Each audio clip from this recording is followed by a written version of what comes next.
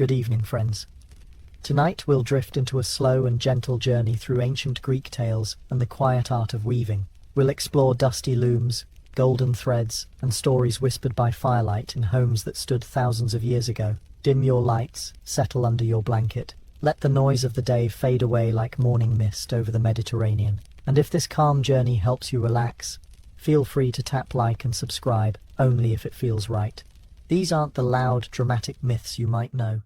These are the quiet moments, the texture of wool between fingers, the rhythmic sound of a loom, the soft conversations between mothers and daughters, as they worked by candlelight, creating the very fabric that held their world together. And let me know in the comments where you're tuning in from tonight, and what time it is in your city right now. It's always fascinating to see who's joining us from around the world, all of us drawn to these same ancient stories that have somehow survived thousands of years. Now, dim the lights, maybe turn on a fan for that soft background hum, and let's begin.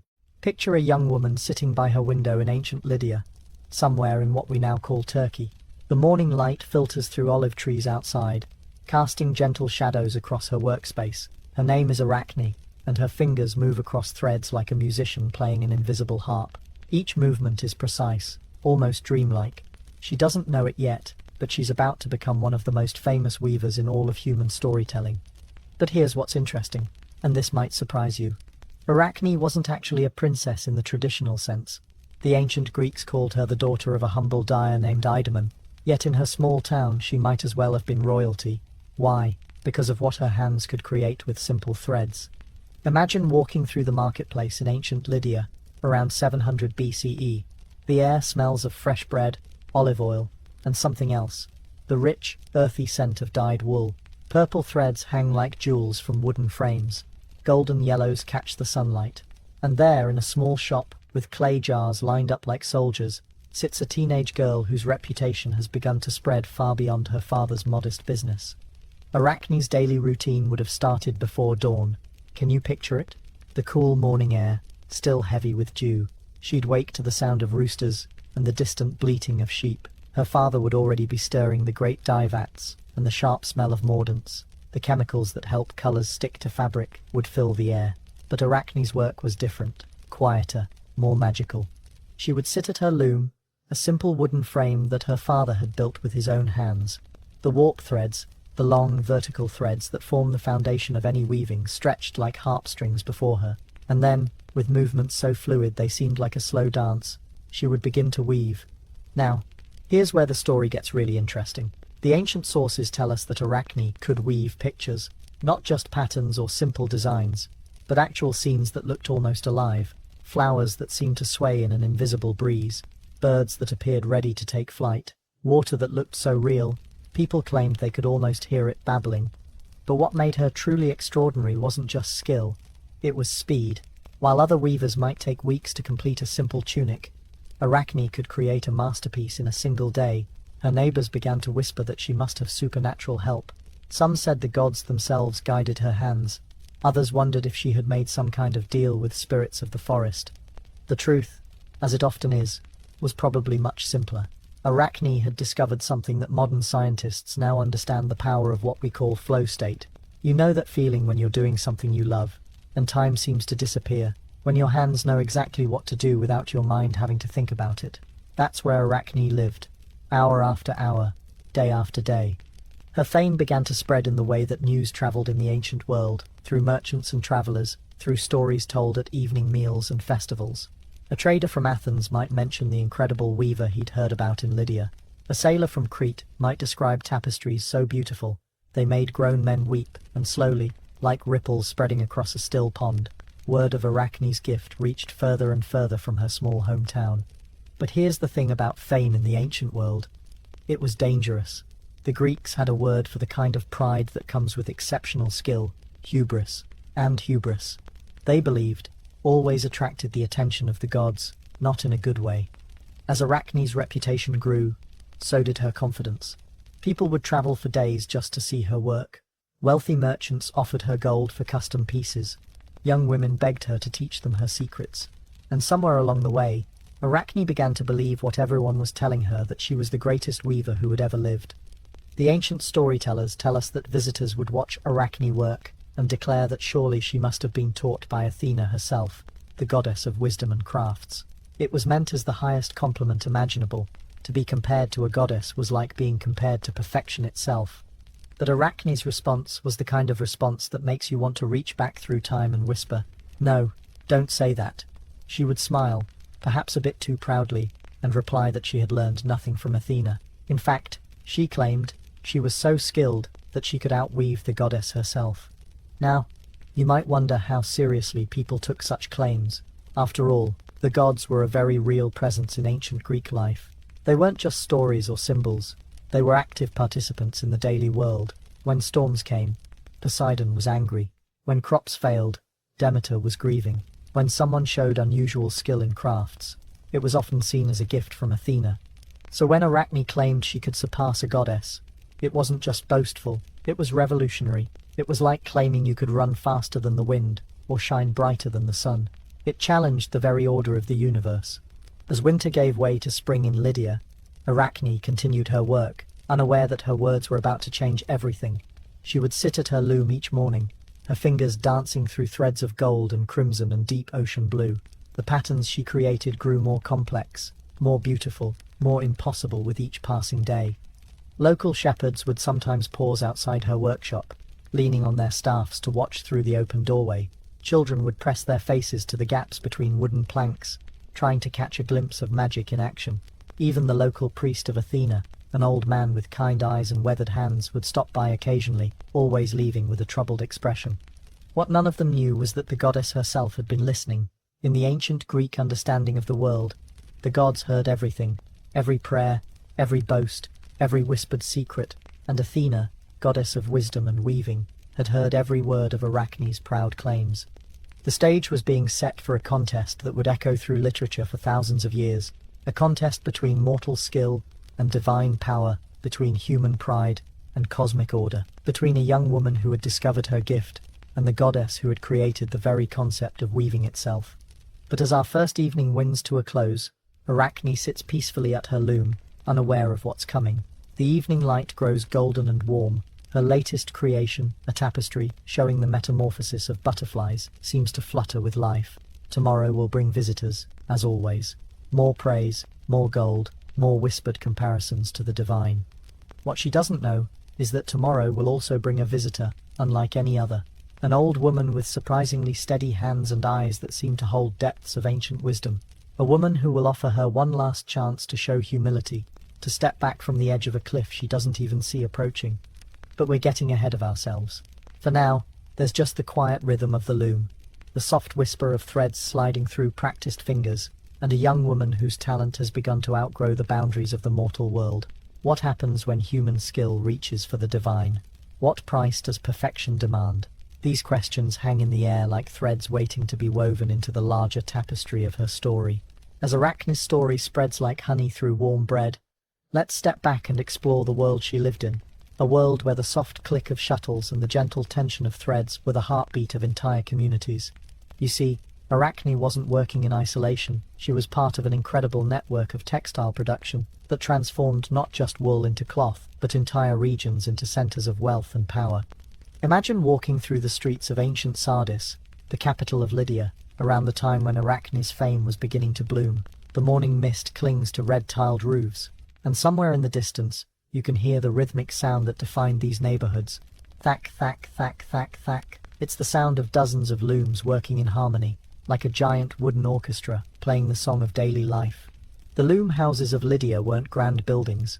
They were simple, practical structures built around a single purpose, transforming raw wool into the fabric that clothed the ancient world. Picture a long, low building with thick stone walls to keep the interior cool and stable. Small windows placed strategically to catch the best light, and inside, row after row of wooden looms, each one a masterpiece of simple engineering. These weren't the complex mechanical looms you might see in a museum. Ancient looms were beautifully simple, essentially wooden frames that held threads under tension while human hands did all the intricate work. The warp beam at the top held the long vertical threads. The cloth beam at the bottom collected the finished fabric, and in between, a weaver would sit on a low stool, manipulating heddles and shuttles with movements passed down through generations. But here's what might surprise you. These loom houses were some of the first factories in human history, not in the sense of mass production or machinery, but in the sense of organized, specialized labor. A typical loom house might employ 20 or 30 workers, each with their own expertise. Some specialized in spinning raw wool into thread, others focused on dyeing. Still others were master weavers who could create the complex patterns that wealthy customers demanded. The day in a loom house began before sunrise. Workers would arrive carrying small oil lamps, their flames flickering like earthbound stars in the pre-dawn darkness. The supervisor, often the owner's wife or eldest daughter, would unlock the heavy wooden doors and begin the daily ritual of preparation. First came the inspection of the looms. Each frame had to be checked for loose joints or broken heddles. The tension of the warp threads needed to be perfect. Too tight and they would snap, too loose, and the fabric would be uneven. This process could take an hour or more, moving methodically from loom to loom with the careful attention of a physician examining patients. As the sun began to rise, casting long shadows through the small windows, the real work would begin. The youngest workers, often children as young as 7 or 8, would start preparing the raw materials. Wool needed to be cleaned, combed, and sorted by color and quality. This was tedious work, but crucial. A single coarse fiber mixed in with fine wool could ruin an entire piece of fabric. The spinning was done primarily by women, though not exclusively. They would sit in small groups, their spindles dancing in practiced hands while they talked quietly among themselves. This is where much of the community's oral tradition was preserved. Stories, songs, gossip, and wisdom passed from older women to younger ones in the soft undertones that wouldn't disturb the weaver's concentration. Have you ever wondered what these conversations might have sounded like? Picture 3 women sitting together, their hands never stopping their work while they shared the news of the day. "Did you hear about the merchant's daughter who ran off with that sailor?" one might whisper. "My grandmother used to tell stories about girls who made such choices," another would reply, and then launch into a tale that would be remembered and retold for generations. The weavers themselves occupied a special place in the hierarchy. These were the skilled artisans, the ones whose hands could transform simple threads into complex patterns and designs. They worked in focused silence, their attention completely absorbed by the interplay of warp and weft. A master weaver could work for hours without looking up, their fingers reading the texture of the threads like a blind person reading raised letters. Lydian loom houses were famous throughout the ancient world for their innovation. They were among the first to develop what we now call tapestry weaving, the technique of creating pictures and complex scenes within the fabric itself. This required not just technical skill, but artistic vision. A tapestry weaver had to think like a painter, planning out colors and forms, but working with the constraints of thread and tension. The tools used in these workshops were surprisingly sophisticated. Besides the looms themselves, there were dozens of specialized implements, shuttles carved from different types of wood, for different weights of thread, combs made from bone or bronze to beat the weft threads into place, heddle rods that could create dozens of different shed patterns, and most importantly, the pattern weights, small clay or stone objects that helped maintain even tension across the width of complex designs. But perhaps the most remarkable thing about these loom houses was their role as centers of female power in a male-dominated society. While men might own the buildings and control the finances, the actual work was overwhelmingly done by women. And with that work came a kind of authority that existed nowhere else in ancient Greek culture. A master weaver in a Lydian loom house could command respect that crossed social boundaries. Wealthy merchants' wives would consult with them about designs. Aristocratic women would seek their advice on color combinations. Even priestesses would come to discuss the proper patterns for religious garments. In a world where women had few opportunities for public recognition, the loom house offered a space where skill and creativity could flourish. The economics of these operations were more complex than you might expect. Raw wool was expensive, and high-quality dyes could cost more than gold. A single mistake, a broken thread at the wrong moment, a color that didn't set properly, could represent weeks of lost work and significant financial loss. This created an atmosphere of intense focus and mutual responsibility. Workers were typically paid not by the hour, but by the piece. A skilled weaver might complete a simple tunic length in 3 or 4 days, while a complex ceremonial robe could take months. The most talented workers commanded premium rates and often had waiting lists of customers eager for their services. Think about what this meant for someone like Arachne's mother, who might have worked in one of these establishments before marriage. She would have learned not just the technical skills of weaving, but the business skills necessary to evaluate materials, estimate completion times, and negotiate with customers. These were sophisticated commercial operations that required workers to be part craftsperson, part artist, and part entrepreneur. The seasonal rhythms of the loom house followed the agricultural calendar. Spring was the time for processing the new wool from the year's shearing. The air would be filled with the smell of wet wool and the sound of carding combs working through tangled fleeces. Summer brought the harvest of plants used for dyeing, madder root for reds, woad for blues, saffron for the precious golden yellows. Workers would venture into the countryside with baskets and knives, gathering the materials that would transform plain white wool into the vibrant colours that customers craved. Fall was when the major commissions were completed, preparing for the winter festivals and celebrations. The workshop would buzz with urgent activity as weavers raced to finish elaborate garments for religious ceremonies and social events. And winter was the time for experimentation, when weavers could try new techniques and patterns without the pressure of urgent orders. As evening approached each day, the loom houses would gradually grow quiet. The workers would carefully cover their looms to protect them from dust and insects. The supervisor would make a final inspection, noting the day's progress and planning tomorrow's assignments. And then, one by one, the oil lamps would be extinguished, leaving the workshops in darkness until the cycle began again at dawn. It was in this world of organized craft and quiet dedication that Arachne learned her foundational skills. Though she eventually worked alone in her father's dye shop, she would have served her apprenticeship in one of these community workshops. The rhythms of the loom house would have shaped her understanding of thread and tension, color and pattern. But Arachne was different from the other workers in ways that became more apparent as she matured. While they were content to follow traditional patterns and established techniques, she constantly pushed boundaries. She experimented with new color combinations that other weavers declared impossible. She developed techniques for creating three-dimensional effects that made her tapestries seem to come alive. And perhaps most importantly, she began to see weaving not just as a craft, but as an art form that could rival any other creative expression. In the quiet hours of the loom house, surrounded by the gentle sounds of shuttles and heddles, Arachne began to dream of creating something that had never been seen before, something that would transcend the humble origins of wool and thread. What she didn't realize was that in pushing the boundaries of her craft, she was also pushing against the boundaries of divine authority. The gods, after all, were the ultimate artists, the creators of all beauty in the world. And when a mortal began to create beauty that seemed to rival the divine, the delicate balance between human and godly realms began to shift in ways that no one could predict. But that confrontation still lay in the future. For now, the loom houses of Lydia continued their daily rhythm of creation, each day bringing new fabrics into existence, each thread contributing to the vast tapestry of human civilization. And somewhere among all those busy workers, a young woman was discovering that her talents might be too great for the world she had been born into. The gentle rhythm of Arachne's loom echoes something much deeper than the simple creation of cloth. As we settle deeper into this ancient world, we discover that weaving was never just about fabric. It was about power, identity, and a kind of quiet rebellion that most people never noticed. In a society where women's voices were rarely heard in public spaces, the loom became their podium, their printing press, their way of speaking to the world. Picture the typical Greek household around 700 BCE. When Arachne's story was unfolding, the men would leave each morning for the agora, the public square where business and politics happened. They would debate philosophy, make trade agreements, and discuss the affairs of the city-state.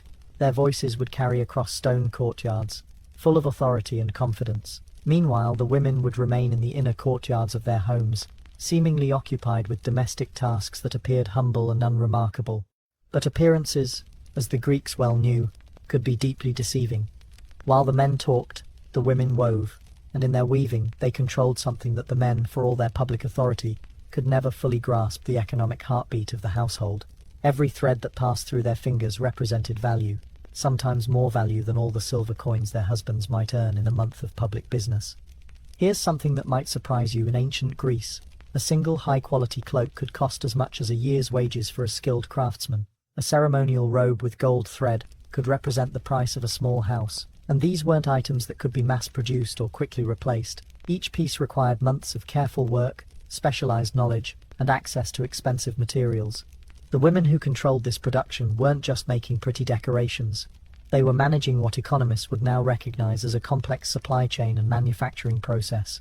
They had to understand the quality of different wools, the seasonal availability of dye plants, the techniques for achieving specific colors and patterns, and the market demand for different types of cloth. Imagine being a Greek wife in this era. On the surface, your role might seem limited.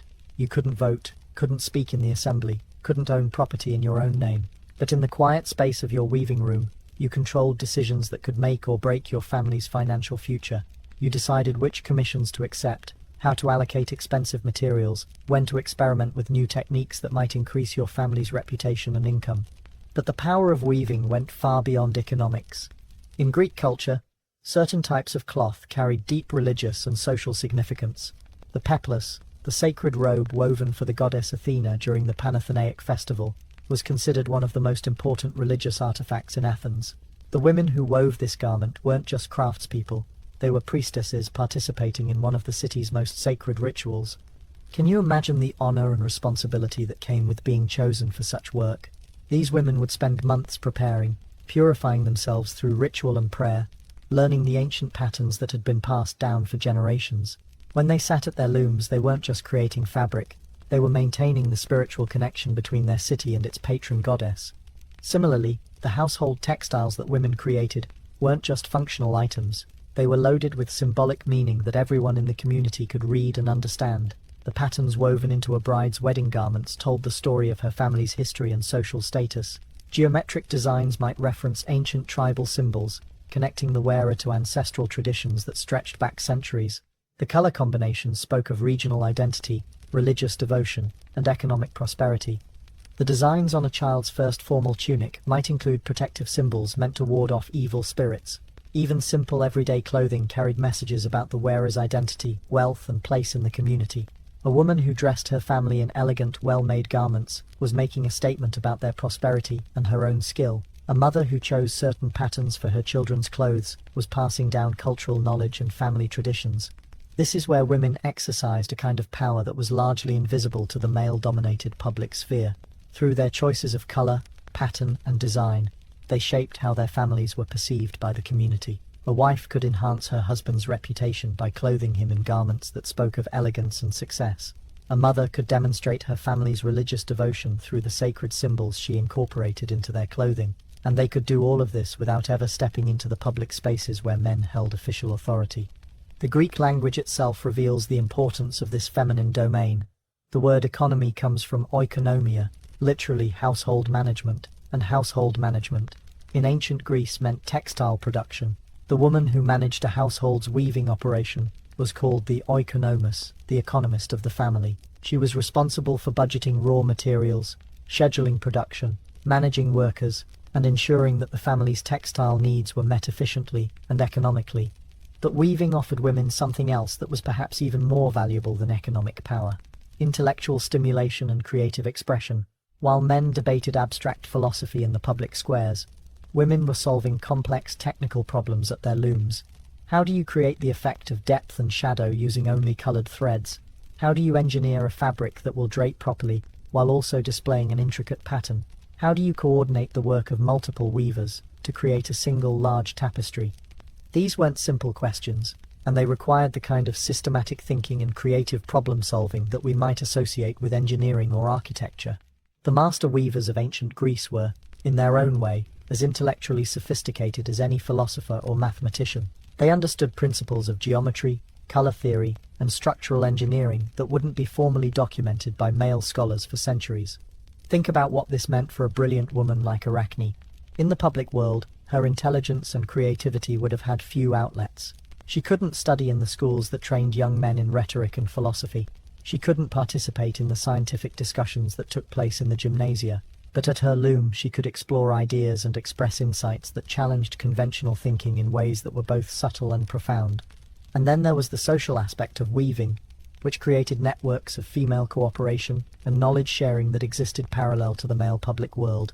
Women would gather in each other's homes for spinning parties, social events where they would work on their individual projects while sharing news, advice, and support. These gatherings served multiple purposes that were vital to the functioning of Greek society. Experienced weavers could teach techniques to younger women, ensuring that valuable knowledge was preserved and transmitted across generations. Mothers could evaluate potential wives for their sons by observing their skills and work habits. Young women could demonstrate their qualifications for marriage by showing their competence in this crucial domestic art. But the spinning parties also provided emotional support. that was crucial in a society where women had few other outlets for stress and anxiety. The rhythmic, meditative nature of spinning and weaving created a natural environment for quiet conversation and mutual consolation. Modern psychologists recognize that repetitive handcrafts can have powerful therapeutic effects, reducing anxiety and creating a sense of calm focus. Ancient Greek women discovered this effect thousands of years ago. These social networks also served as information systems that were often more accurate and comprehensive than the official channels dominated by men. Women talked to the wives of merchants, who knew which trade routes were safe and which markets were profitable. They spoke with the mothers of soldiers, who had the most current information about military campaigns. They conversed with the daughters of priests, who understood the political implications of religious decisions. In many ways, the informal networks created around textile production provided Greek women with their own form of political influence. They couldn't vote in the assembly, but they could influence how their families voted. They couldn't hold public office, but they could shape public opinion through the stories they told and the information they shared. Perhaps the most remarkable aspect of women's weaving culture was how it preserved and transmitted knowledge across generations. While the official histories and stories of Greek culture were recorded and preserved by male scribes and scholars, an equally important tradition was passed down through the patterns and techniques that mothers taught their daughters. A weaving pattern wasn't just a decorative design, it was a compressed form of cultural memory. The geometric patterns that appeared on Greek textiles often incorporated symbols and motifs that connected back to pre-Greek cultures, preserving elements of ancient traditions that would otherwise have been lost. The color combinations and technical approaches that were taught in weaving workshops maintain knowledge that had been developed over centuries of experimentation and refinement. This means that when Arachne sat at her loom, she wasn't just creating individual works of art, she was participating in a continuous tradition of female knowledge and creativity that stretched back to the very beginnings of civilization. Her exceptional skill represented the culmination of generations of accumulated wisdom and innovation. In this context, Arachne's story becomes more than just a tale about individual pride and divine punishment. It becomes a story about the tension between female creativity and social order, between the informal power that women wielded through their skills and the official authority that was reserved for men and gods. When Arachne claimed that her weaving could rival Athena's, she wasn't just making a statement about technical skill, she was asserting that the knowledge and creativity developed by generations of women could equal divine wisdom itself. She was claiming that the informal domestic world of female achievement deserved recognition alongside the public, official realms of male authority. But such claims, as we shall see, came with dangers that Arachne couldn't have fully understood. The power of weaving was real, but it was also expected to remain hidden, exercised quietly within the boundaries of traditional roles. When it emerged into the light, when it demanded recognition and respect, it threatened to upset the delicate balance that held Greek society together. And that's when the gods themselves would feel compelled to intervene. In the growing tale of pride and skill that surrounds Arachne's story, we now come to a moment that changed everything. The day when divine patience finally reached its limit, and a goddess decided to walk the dusty streets of Lydia in disguise. But this wasn't a sudden decision made in anger. It was the culmination of months of careful observation, growing concern, and what we might recognize as a divine attempt at intervention. It was early spring when Athena made her decision. Picture the scene on Mount Olympus, the goddess of wisdom sitting in her great hall, surrounded by the tools of both war and craft. Her famous aegis, the shield that could terrify armies, hung on one wall, while on another, golden looms held works of divine artistry that made mortal creations seem like children's finger paintings. The air itself seemed to shimmer with intelligence and creative energy. But Athena wasn't looking at her weapons or her looms. She was listening.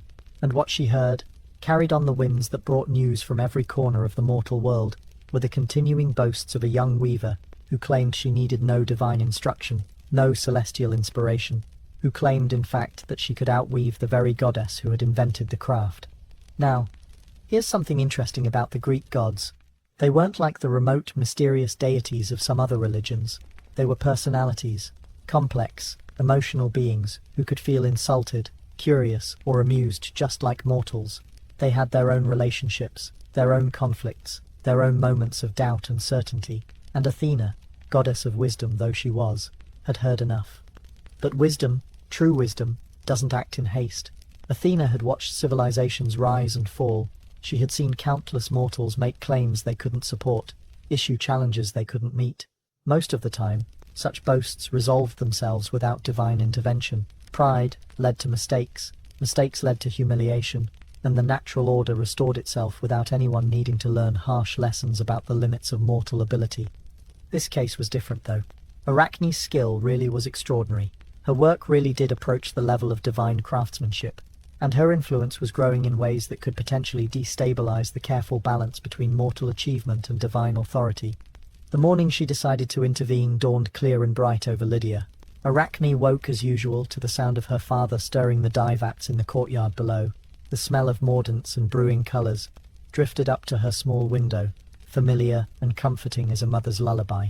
She stretched, yawned, and began her daily routine of preparing for another day of weaving. She had no idea that this day would be different from any other, no idea that her casual boasts were about to be put to the ultimate test. Meanwhile, in her celestial realm, Athena began her transformation. This wasn't something she did lightly or often. Taking mortal form required her to set aside most of her divine power, to experience the world through limited senses, to feel the weight of flesh and bone, and the constant awareness of mortality that shaped every moment of human existence. The transformation began in the way that gods do things, not with lightning and thunder, but with the subtle rearrangement of reality itself. Her divine form, tall and radiant with the light of pure wisdom, began to shift and change. Her smooth, ageless skin developed the lines and spots of advanced age. Her straight, proud posture curved into the bent frame of an old woman who had spent decades hunched over a loom. Her voice, which could command the attention of all Olympus, became thin and wavering. But some things didn't change, because they couldn't change without destroying the essence of who she was. Her eyes, deep and grey as storm clouds, retained their intelligence and intensity. Her hands, though they appeared gnarled and spotted with age, moved with the sure confidence of someone who had been weaving since before mortals learned to spin their first thread. And most importantly, the aura of knowledge and experience that surrounded her became, if anything, more pronounced, though now it seemed like the wisdom of a very old and very skilled mortal woman. The journey from Olympus to Lydia took no time at all in the way that divine travel works. One moment Athena was in her celestial hall, and the next she was walking the narrow streets of Arachne's town, her disguised form moving slowly with the careful steps of advanced age. The morning sun was just beginning to warm the stone walls, and the sounds of daily life were beginning to emerge from the small houses and workshops. She paused at a fountain in the town square, ostensibly to rest, but actually to observe the rhythms of mortal life that she would need to understand if her disguise was to be convincing. She watched women drawing water, their conversations full of the gentle gossip and practical concerns that filled their days. She observed children playing games that probably hadn't changed much in centuries. She noted the way merchants arranged their goods, the patterns of movement as people went about their morning tasks. All of this was fascinating to a goddess whose usual perspective was much more elevated in general. To see individual human lives up close, to observe the small decisions and tiny interactions that shaped the daily experience of mortality, this was knowledge that even divine wisdom could benefit from. She found Arachne's father's shop without difficulty. The smell of dyes and the sound of the loom would have guided her, even if she hadn't possessed divine knowledge of exactly where to go. The building was modest but well maintained, with clay pots of various sizes arranged in neat rows along the front wall. Steam rose gently from several of the larger vats, carrying the rich, earthy scents of indigo and madder root. Through the open doorway, Athena could see Arachne at work. The young woman sat at her loom with the focused concentration of a master craftsperson, her hands moving in the fluid, automatic motions that come only after years of practice. She was working on what appeared to be a scene of butterflies emerging from cocoons, and even from a distance. Even with her divine perspective on what constituted truly excellent work, Athena had to admit that what she was seeing was extraordinary. The butterflies seemed to flutter against their woven background. The play of light and shadow across their wings had been achieved through subtle variations in thread color that most weavers wouldn't even notice, let alone be able to execute. And the overall composition had a liveliness and energy that made the entire piece seem to vibrate with barely contained motion. It was, Athena realized with a mixture of admiration and concern, genuinely magnificent work, the kind of work that justified the praise and attention Arachne had been receiving, the kind of work that might indeed be worthy of comparison to divine craftsmanship. But it was also the kind of work that came with dangerous pride. Athena approached the doorway slowly, tapping the ground with a walking stick she had materialized to complete her disguise. The sound alerted Arachne, who looked up from her work with the slightly unfocused expression of someone whose attention had been completely absorbed in a complex task. "Good morning, grandmother," Arachne said, using the polite form of address for an elderly woman. Her voice was pleasant, respectful, but also slightly impatient, the tone of someone who was willing to be courteous, but hoped the interruption wouldn't last long. "Are you looking for my father? He's in the back courtyard, working with the dye vats." "Actually, child," Athena replied, her disguised voice thin but carrying an undertone of authority that made Arachne look at her more carefully. "I came to see you. I've heard remarkable things about your skill with the loom." Arachne's expression brightened with the pleasure that any craftsperson feels when their work is recognized and appreciated. But there was also something else in her eyes, a flash of pride that was perhaps a bit too intense, too eager for validation. "You're very kind," she said, setting down her shuttle and turning to face her visitor more fully. "I do try to create pieces that are somewhat out of the ordinary." "Indeed," Athena said, stepping closer to examine the butterfly tapestry. Up close, the work was even more impressive. The technical skill was flawless, but more than that, there was an artistic vision at work that transformed mere craft into genuine art. "This is quite beautiful. You must have been blessed by the goddess Athena herself to achieve such skill." And here, at this moment, Arachne could have chosen humility. She could have nodded and agreed that her abilities were a divine gift. She could have shown the kind of respectful modesty that the gods appreciated in mortals. She could have acknowledged that her talents, however great, were part of a larger cosmic order that included and transcended human achievement. Instead, she made the choice that would seal her fate.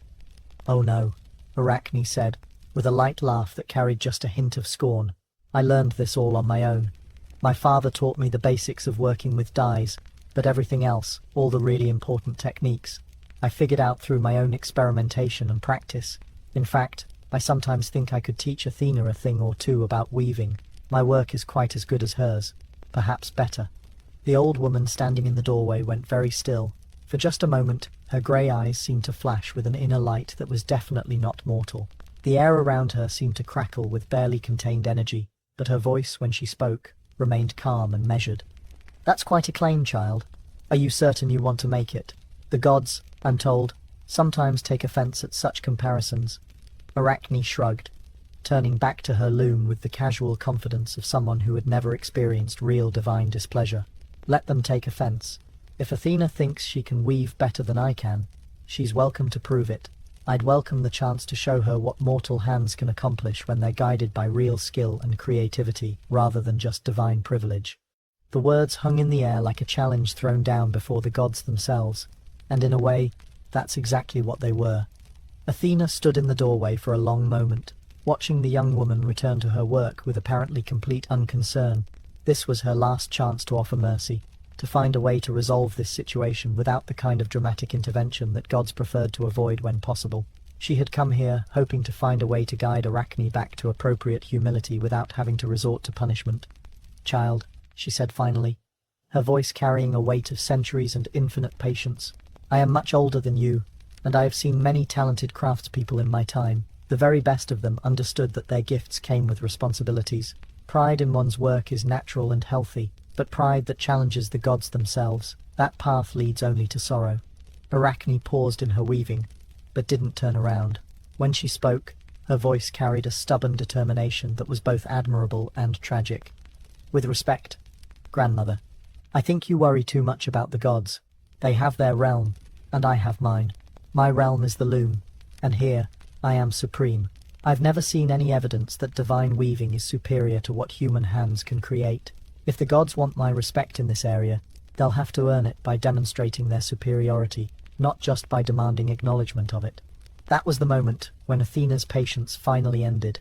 The careful self-control that had kept her in disguise, that had allowed her to offer gentle warnings and chances for redemption, evaporated like morning dew under a hot sun. But even then, even as divine anger began to build within her, she gave Arachne one final opportunity. "Very well," she said quietly. "If you truly believe that mortal skill can equal divine power, if you truly think that human achievement needs no acknowledgement of its divine source, then perhaps it's time to put your claims to the test." The transformation began slowly, so that any observers might have thought their eyes were playing tricks on them. The bent old woman seemed to straighten slightly. Her grey hair appeared to darken and shine. Her wrinkled clothing began to shimmer with an inner light that was definitely not natural. And then, all at once, the disguise fell away like a discarded cloak. Where an elderly weaver had stood moments before, now towered the goddess Athena in all her divine majesty. Her grey eyes blazed with the light of storm clouds. Her dark hair moved as if stirred by invisible winds. Her simple mortal clothing had been replaced by robes that seemed to be woven from moonlight and starshine, and the aura of power that surrounded her made the very air in the small workshop vibrate with barely contained energy. Arachne, feeling the sudden change in the atmosphere before she saw it, turned from her loom and froze in shock and terror. The shuttle fell from her suddenly nerveless fingers, clattering to the floor in the profound silence that had fallen over the world. "You wish to compare your skill with mine," Athena said, and her voice now carried the authority of thunder and the inevitability of fate. "Very well, let us weave, you and I. Let us discover once and for all whether mortal pride can match divine power." The contest that would determine Arachne's fate and create one of the most enduring myths in human history was about to begin.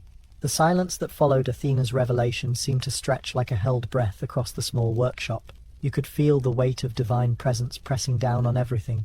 The clay walls, the wooden loom, the very air itself seemed heavier, charged with power that made mortal skin tingle and mortal hearts race. Arachne stood frozen, her face pale as undyed wool, while the goddess waited with the patient stillness of someone who has all of eternity to see how events unfold.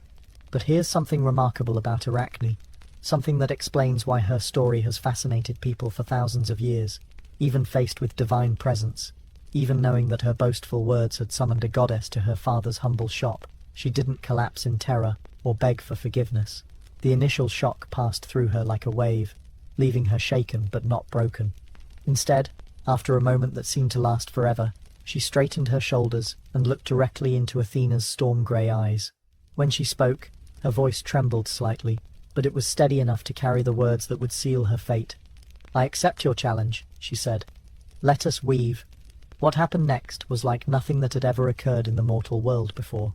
With a gesture from Athena, the small workshop began to expand, its clay walls stretching and growing until the space could accommodate what was about to unfold. The ceiling rose higher, letting in more light.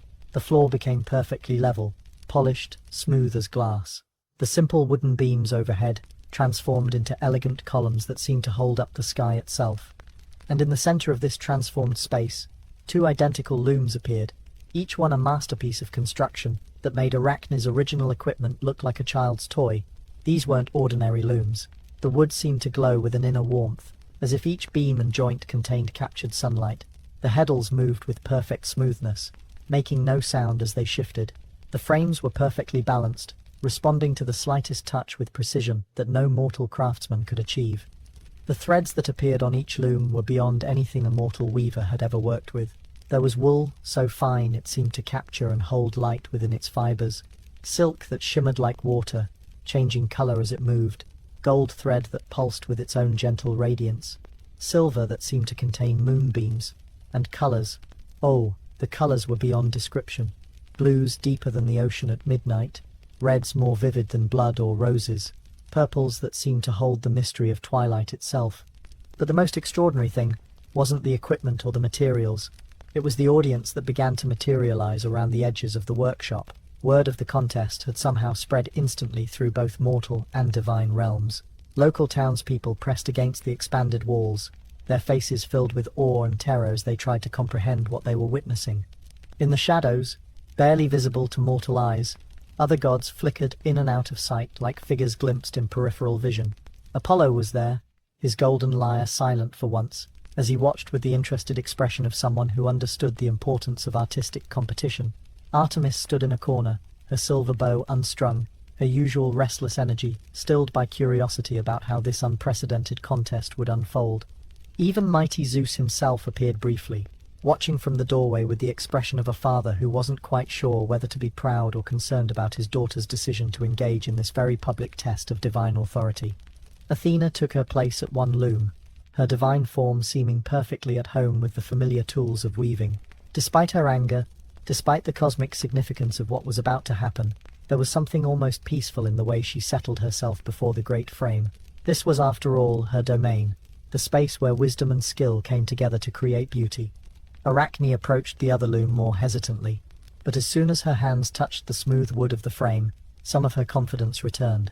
The equipment was far superior to anything she had ever used, but the basic principles were the same. The relationship between weaver and loom, between human intention and material reality, was familiar territory. Here she knew what she was doing. "What shall we weave?" Athena asked, her voice now carrying a note of almost casual interest, as if the answer were of no particular importance. Arachne considered for a moment, and in that pause, you could sense her understanding that this wasn't just about technical skill. It was about vision, about the stories they chose to tell through their art, about the messages they wanted to send to both mortal and divine observers. "Let us each weave what we think is most important for mortals to understand," she said finally. Athena smiled, and for just a moment, she looked almost pleased with her young challenger. "An excellent choice. Let us begin." What followed was a demonstration of weaving skill that transformed the very meaning of the craft. Both goddess and mortal worked with a speed and precision that made their hands seem to blur. Shuttles flew back and forth like hummingbirds, carrying threads of impossible beauty through warps that sang with tension.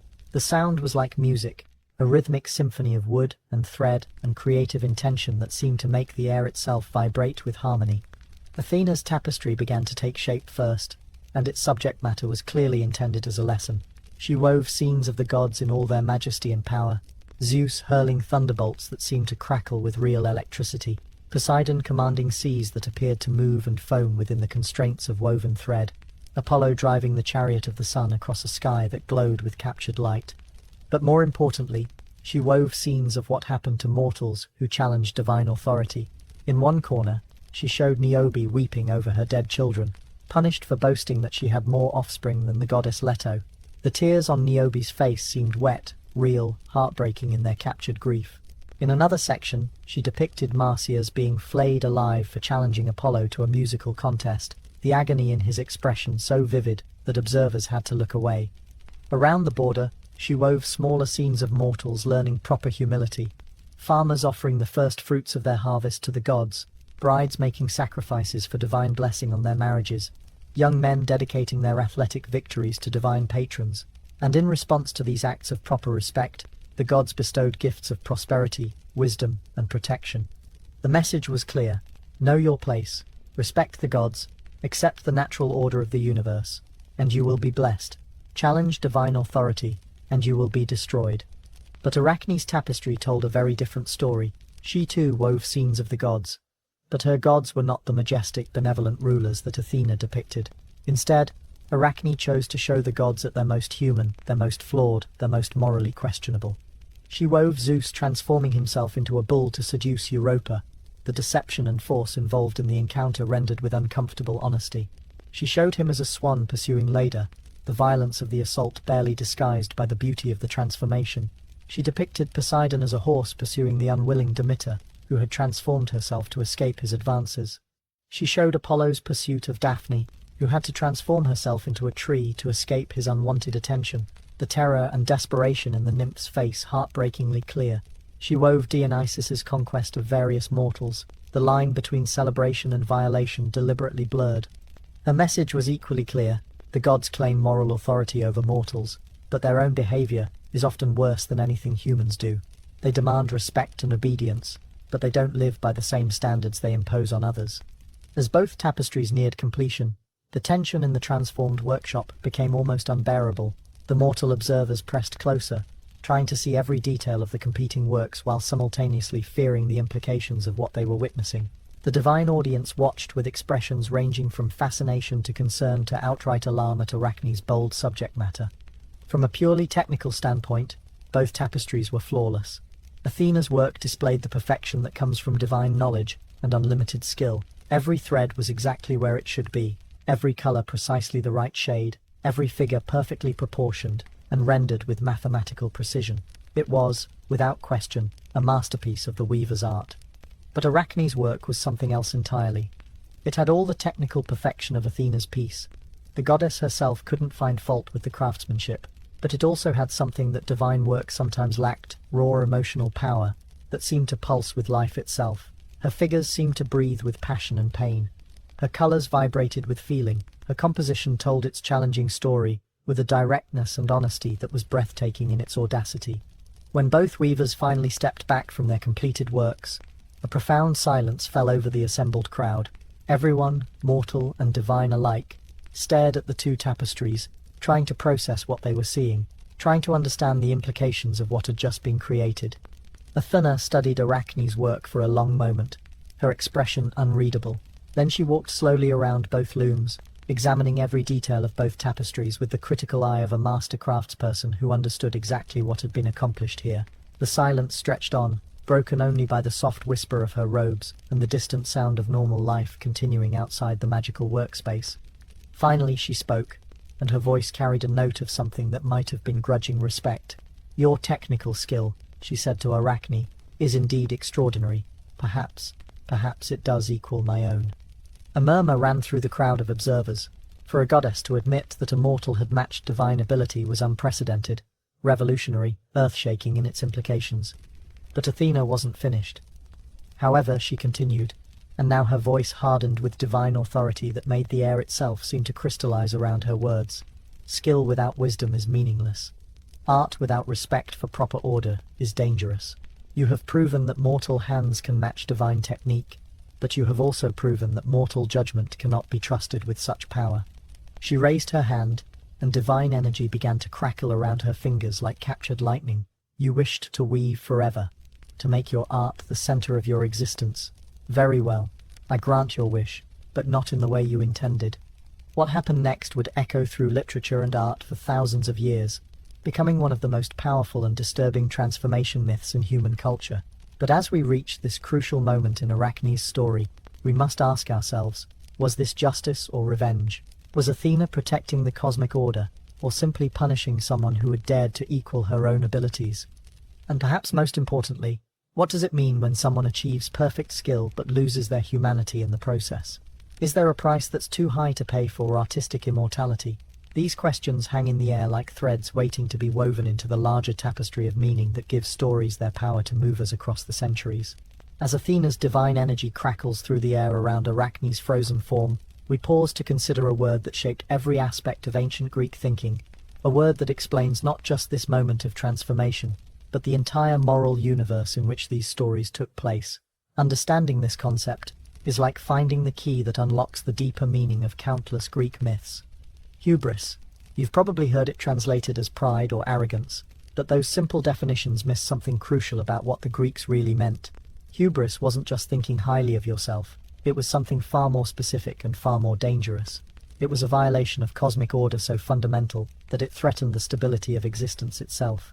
Picture the Greek understanding of the universe as a vast, delicate web of relationships and obligations. Every person, every god, every force of nature had its proper place in this web. The sun rose each day because Helios drove his chariot across the sky at the proper time. The seasons changed because Persephone spent the correct portion of each year in the underworld with her husband Hades. Mortals lived and died according to the threads spun by the three fates. This wasn't a rigid, oppressive system. It was more like a cosmic dance, where every participant knew their steps and performed them in harmony with everyone else.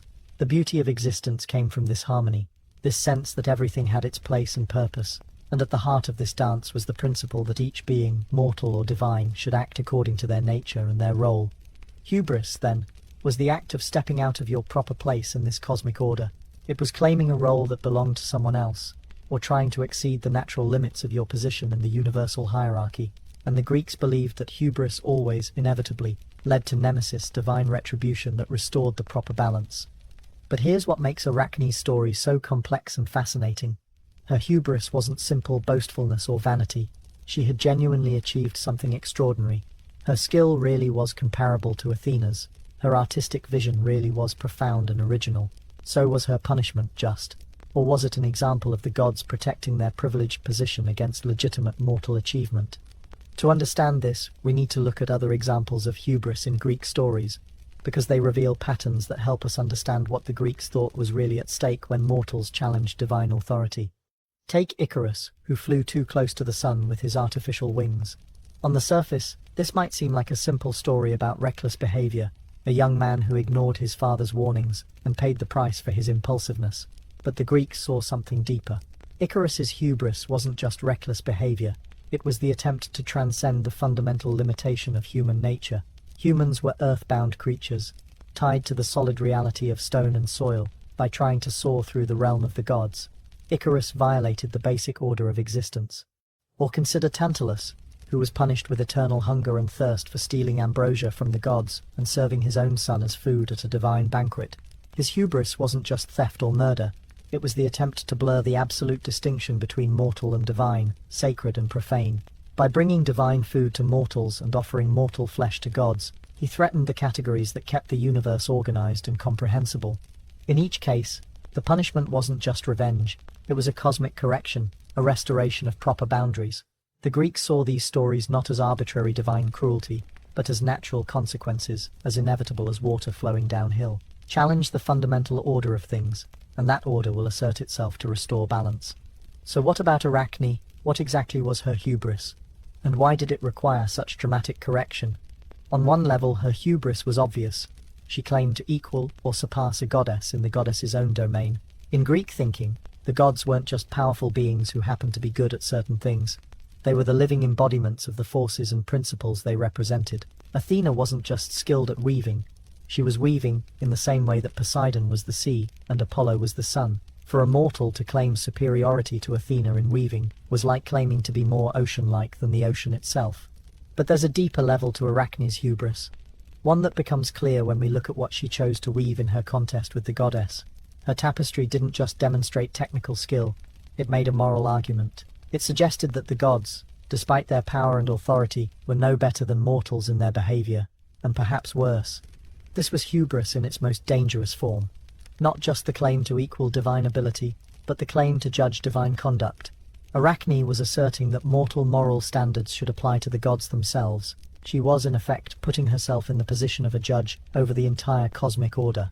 From the Greek perspective, this kind of moral hubris was even more dangerous than simple boastfulness about skill. It threatened the fundamental basis of divine authority, and by extension, all social and political order. If mortals could legitimately judge the gods, then what prevented them from judging and rejecting all other forms of authority? What would keep society from dissolving into chaos if everyone decided they could determine for themselves what rules applied to them?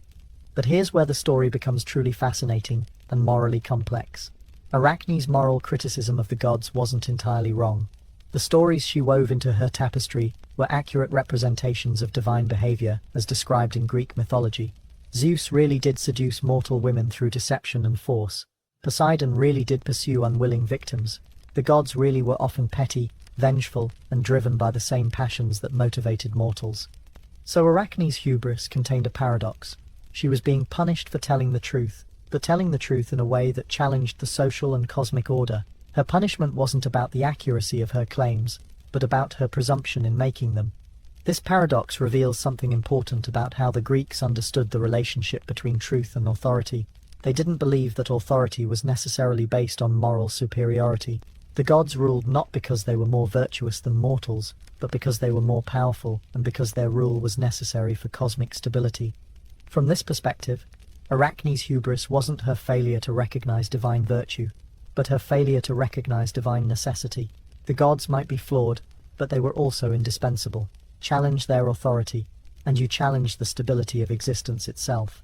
This understanding of hubris helps explain why Greek tragedy was so fascinated with characters who were simultaneously admirable and doomed. The tragic heroes weren't evil people being punished for their crimes. They were extraordinary people whose very virtues led them to overstep proper boundaries. Think about Oedipus, whose intelligence and determination to save his city led him to pursue knowledge that ultimately destroyed him, or Antigone, whose loyalty to family and divine law put her in conflict with human authority and led to her death. These characters weren't villains. They were admirable people whose positive qualities became dangerous when taken to extremes. Arachne fits this pattern perfectly. Her dedication to her craft, her pursuit of excellence, her refusal to accept limitations